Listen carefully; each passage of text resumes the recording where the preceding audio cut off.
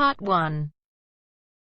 Listen to a travel agent talking about interesting places to visit in Wales.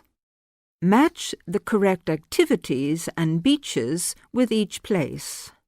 Some of the choices may be used more than once. First, you have some time to look at questions 1 to 5.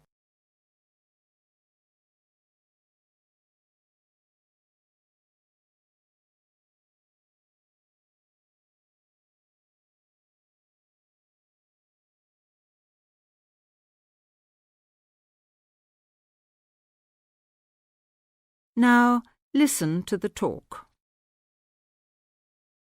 The trouble with a long weekend in Wales is that a long weekend is too short. There just isn't enough weekend for what Wales has to offer. Take the Welsh coastline. Whichever way you like your sand, you'll find it in Wales. For the active, there are surfing beaches all round the coast. At Marlow Sands, at Aberdaron, and particularly at Rhossili Beach on the Gower Peninsula, which offers some of the best surf in Europe. Sailing, too, is widely available with yachting centres such as Tenby in the south, Aberdyfi in mid-Wales, and Abersoch on the Len Peninsula in the north. There are big open beaches and there are small secluded bays and coves. The 6 miles of Pending Sands, for instance, in Carmarthen Bay, are so long and wide that they are frequently used for different kinds of racing events. While Llandwyn Bay, on a southern corner of Anglesey, offers 4 miles of sand and dune and countless vantages for the spectacular view across the bay to Snowdonia. Barrowfannel Bay in the Pembrokeshire National Park is as secluded as they come, and like Munt, a golden sandy beach trapped in a tiny sheltered cove at the southern end of Cardigan Bay, basks in tranquility. And of course, there are many old fishing villages, Llangrannog and Barmouth among them. Before you hear the rest of the conversation, you have some time to look at questions 6 to 10.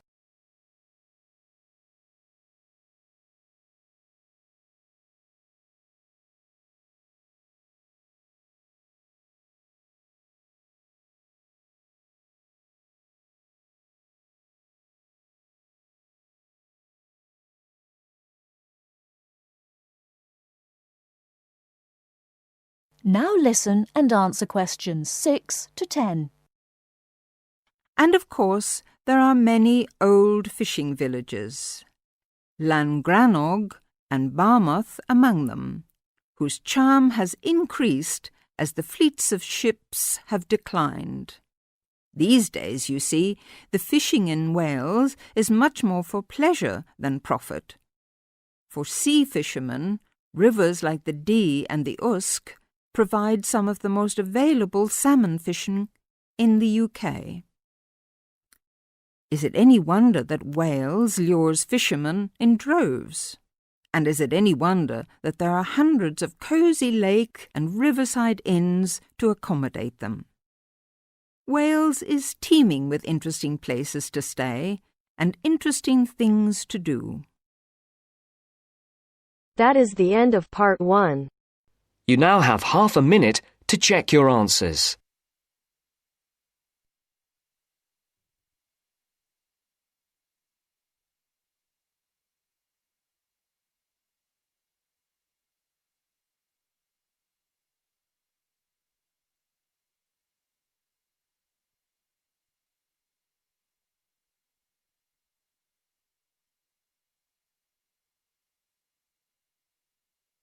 Now turns to Part 2.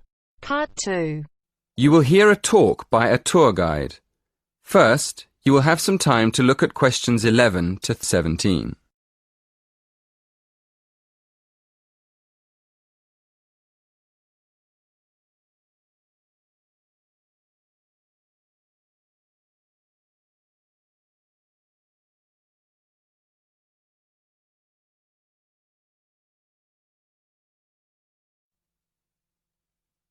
Good morning. Welcome to the Science Museum. There's so much to do here. You could spend all day going from one exhibition to another. But if your time is limited, I'd suggest choosing maybe just one main exhibition. At the moment, I suggest that you don't miss our new exhibition of everyday inventions.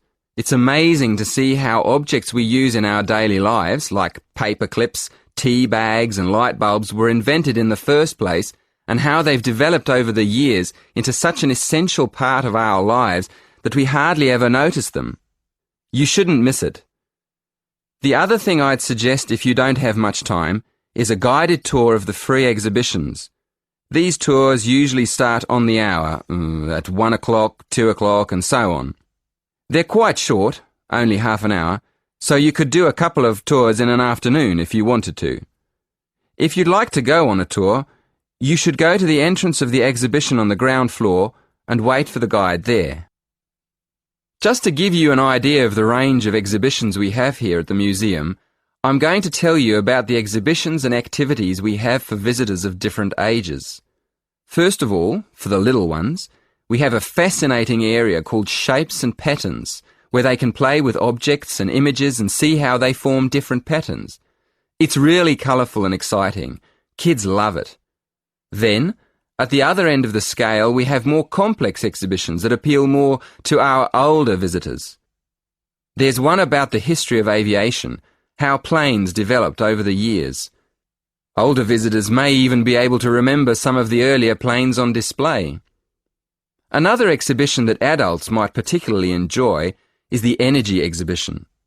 It shows the historical development of different forms of energy in Britain and how it has powered industry over the centuries. And of course, we mustn't forget the teenagers. There are lots of exhibitions to interest them, but my favourite one is the one where visitors can find out more about how physics works. It's a fun exhibition with plenty of hands-on activities that explore how light and heat and chemicals work. I still go there myself now and then. It's brilliant. Before you hear the rest of the talk, you have some time to look at questions 18 to 20.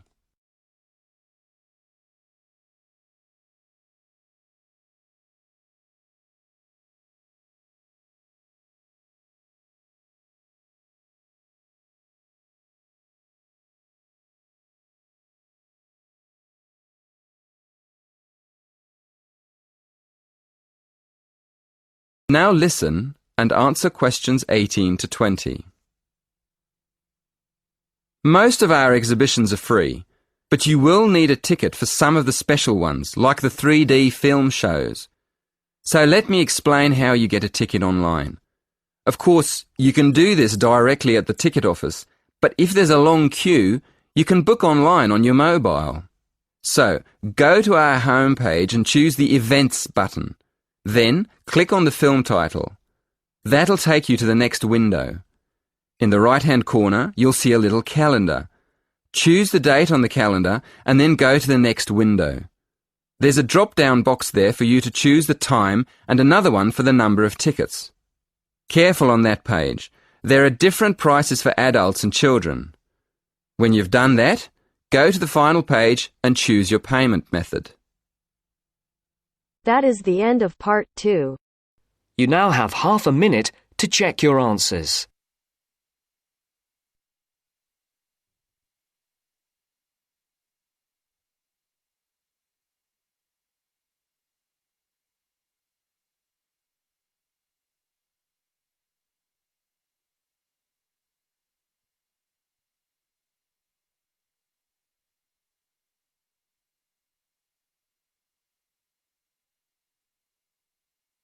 Now turns to part 3.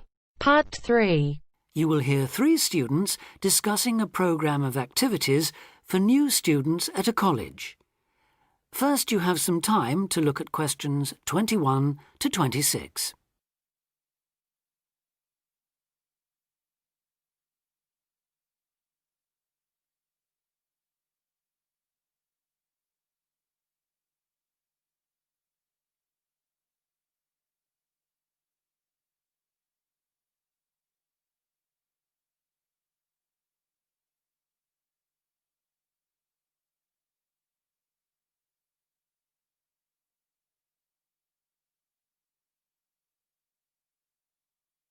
Now listen carefully and answer questions 21 to 26. So you were both on last year's orientation course then? How did it go? I loved it. The activities were well organised and I met people from all over the world. Yes, it was useful. And you think I should sign up for this year's course? Yes, definitely. Apart from being fun, it really does prepare you for all the things you have to do in your first couple of weeks. In fact, one of the most useful things was chatting to people who'd already been there for a year, so-called senior students. They'd been on the orientation course the year before last and recommended it to us. Oh, and there was a great atmosphere at the formal dinner too. It was so colourful with people in their traditional dress from Asia, Africa, South America. It was one of the high points of the whole week. That was right at the end, of course. The first thing they did on the Monday was take us on a guided tour of the Students' Union. And after that, they took us round the city centre, showing us things like the bus station, the main shops. And the best pubs. Right, so it was very worthwhile. Yes, though maybe they could have taken us to a better nightclub. The music at the place we went to was lousy. That's a matter of taste, surely. Well, anyway, the next day they showed us around everything on the campus. And believe me, it was everything. We must have walked miles. I could have done with less information on every building in sight, given that I'll probably never need to go into half of them, and a bit more on places everyone's likely to use at some time or other, like the sports block, the health centre, the bicycle and car parks. Which reminds me, there was an afternoon session on how to drive in this country, which seemed to me a bit weird, for a university course. I suppose it's because there have been accidents involving students who aren't used to people driving on the left. I was there, actually. How was it? Well, I must say I was a bit disappointed. There were some useful driving tips, but it might have been more helpful if it had included stuff for pedestrians. How to avoid getting run over, for example. You didn't go to the session on safety then? No. Well, apparently that dealt with road safety for pedestrians, along with lots of other aspects, of course. I wasn't there myself, but that might be something worth going to, Julia. Before you hear the rest of the discussion, you have some time to look at questions 27 to 30.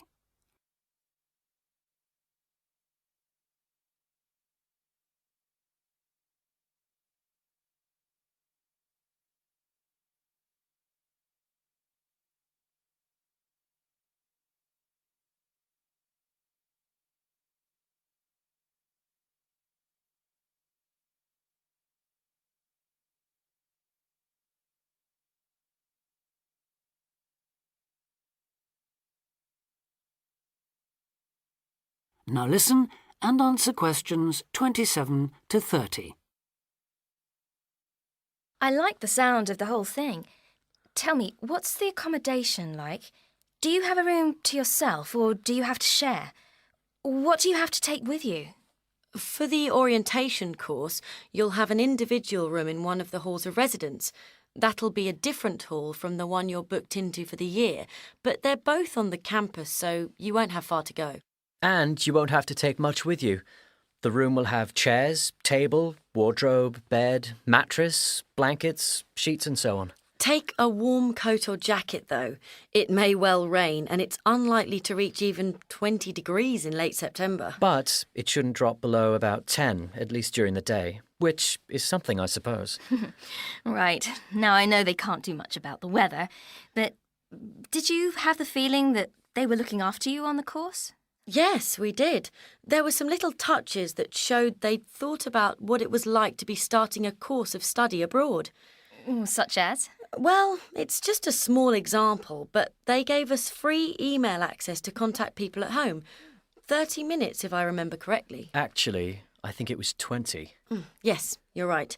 I was on for over half an hour and paid for an extra 10 or 15 minutes.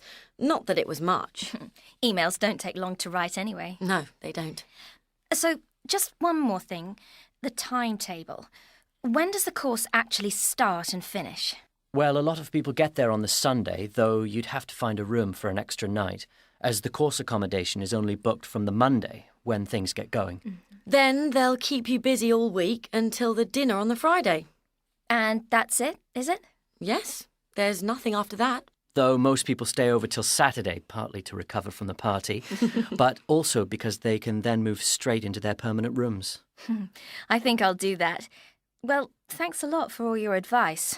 I'm sure I'll enjoy the course. I wish I could go on this year's too. That is the end of part 3. You now have half a minute to check your answers.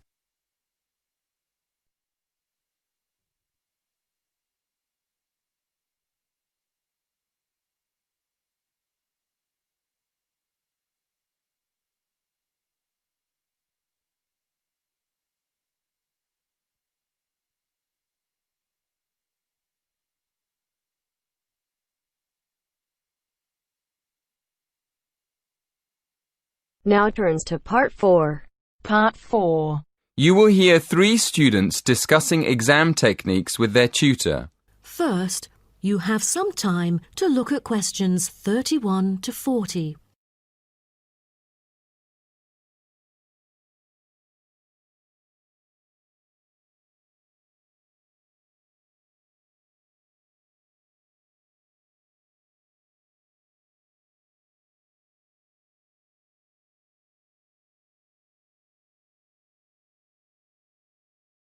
Now, listen carefully and answer questions 31 to 40. Morning, everyone. I thought we'd get together today and just talk about exam techniques. I'm sure everyone has different ideas about them. So, shall we find out what you do first when you get into an exam? Check that you have the right exam paper? It sounds funny, but students do actually answer the wrong exam paper sometimes.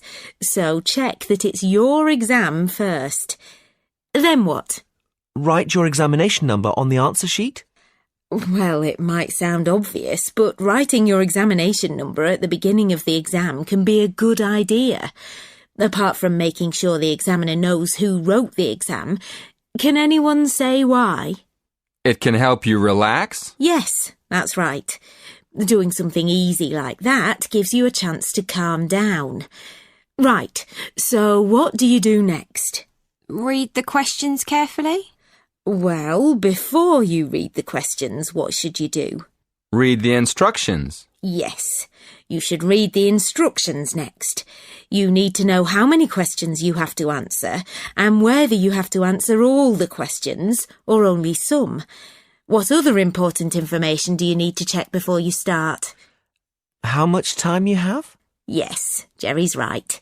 You need to make sure that you know how long the exam is so you can manage your time properly. OK, what do you do next? Read the questions? Yes, it's very important to read the questions, not just once, but several times. I usually make a few notes when I'm looking at the questions. Sometimes a question looks easy, and then when you start writing, you realize that it's actually more difficult than you thought. Yeah, but you don't want to spend too much time writing notes. No, but it's a good idea to jot down a few ideas to see if you can remember the arguments for the topics you studied most. Once we've decided, is it better just to start at the beginning and answer the questions as they appear on the exam, or should we start with the easy questions? Well, I start with the questions that I know better and leave the ones I'm not sure of for the end. That's what I do. But I still keep an eye on the clock, especially when the questions are all worth the same number of marks. Mac's right. If you write one very good answer, but it's only worth 30% of the marks, you still lose the other 70% on that exam. So it's better to write our main ideas for a question, even if we don't have time to answer it properly. Yes, absolutely. We can't give you marks for writing nothing. But if you give us your main ideas, we can give you some marks. Oh, really? I wish I'd known that in my last exam. I spent all my time writing a long answer to one of the questions and didn't get round to the other two. I didn't understand why I got such a low mark. Yeah, that's what happened to me. Luckily, my tutor explained it afterwards, so I never did that again. That is the end of part 4. You now have half a minute to check your answers.